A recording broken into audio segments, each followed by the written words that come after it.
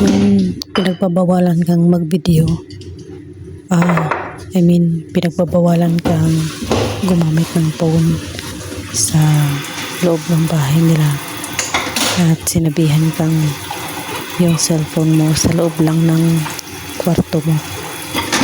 Ayun, ang gaga, gumagawa talaga ng paraan. Habang iniwan nila ako, hawak-hawak ko yung cellphone ko, nasa aking balawang. Kaya kung nakikita yung previous video ko na nagwawalis ako sa labas, yan din yung karugtong ng araw na yan at tumakas ako mag-video.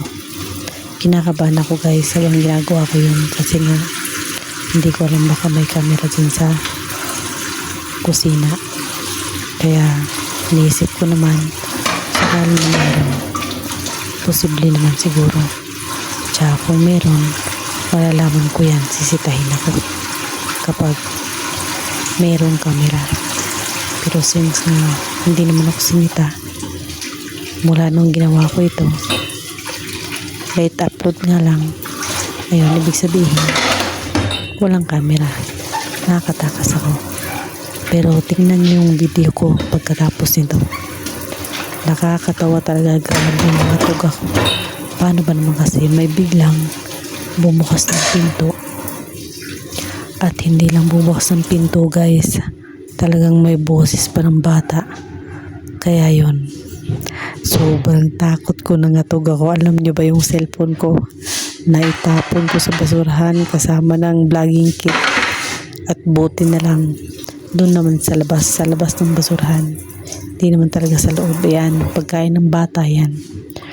Pag ginagawan mo ng pagkain sa umaga, ayaw kainin, namimili lang ng kakainin nila. Pagising ng mama, papagalitan ako. Bakit daw, anong kinakain ko, ano-anong tinatanong.